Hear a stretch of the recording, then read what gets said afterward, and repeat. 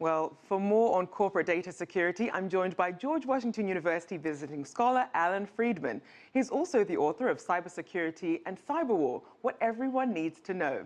Thank you for joining us. Happy to be here. Now, Allan, we see that businesses and consumers are expanding their reach online. You have payment systems like PayPal, you have Apple Pay coming out. But then just on Thursday, JP Morgan Chase, 76 million household accounts and 7 million small business accounts hacked, one of the biggest corporate breaches, and even Home Depot, second largest retail data breach on record. So with all this connectivity and all these cybersecurity challenges, what should we be aware of? What should we look out for? Well, there are just many different layers. One, if you run an enterprise, how do you secure things? On the other hand, if you're a consumer, your risks are different. You wonder, well, how will I be hurt? And starting with the consumer perspective, I'm not worried about someone stealing my credit card information or my bank information because under American law, I'm not liable. And so we have this model where liability is transferred onto those who might be in a position to protect it. So the political question there is, who bears responsibility, and are they in a position to actually implement security? Are the incentives aligned?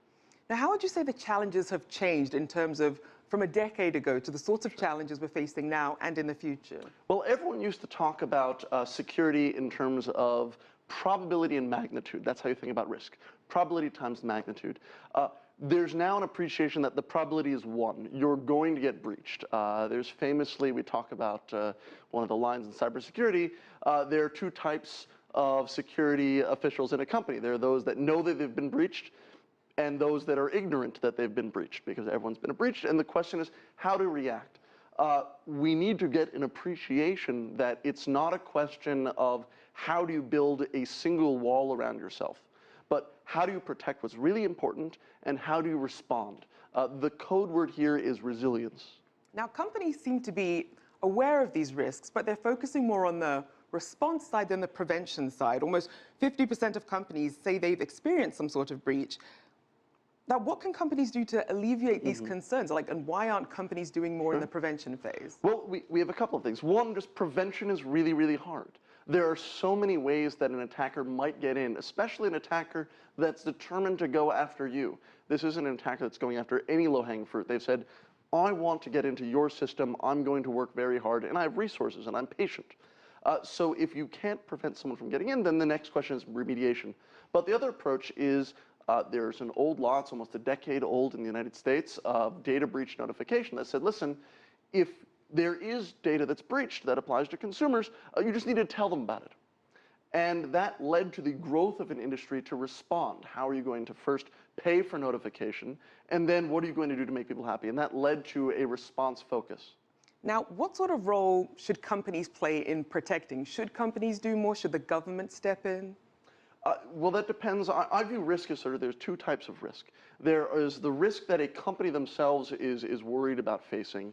And for there, we need to make sure that there are incentives aligned to say that the company is making the decision that is socially optimal. You don't want to invest too much in security. It's possible to spend a lot of money and not make yourself or your customers better off. That's different from the systemic risk of what happens if we wake up tomorrow morning and banks have just decided, you know what, online banking brings too much risk to our house, so we're just going to turn it off. That would be devastating to the economy. Policymakers need to be aware of that, and they need good information to understand how is the risk growing to affect all of us rather than just a single company or a single customer. You're not trying to get rid of all crime, you're trying to make sure that people still feel safe to walk down the street. Now, some data estimates that most mid to large companies use hundreds of these cloud apps. Most of them weren't actually brought in by the company's tech department.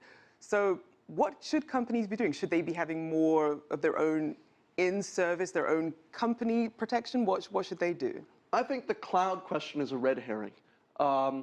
If you look at it, one way to look at it is, well, there are a very small number of cloud companies, and they're really focused on security. What is the chance that your in-house team is going to be better than Google, better than Amazon? The risk comes not in storing things at the cloud, but in all of the small pieces that you have to put in place to get your company's systems to work with the cloud. And that leaves, the more times you have systems that connect up, the joints between those interconnections is where the risk lies. And so just to wrap up, if you did have just one quick key piece of advice for corporations moving forward as we get more connected, what would it be? Security is an organizational question. You need from the board level on down to understand resilience, how you can adapt, and be aware that efficiency is often the enemy of security. Allan Friedman, thank you for joining us. Happy to be here.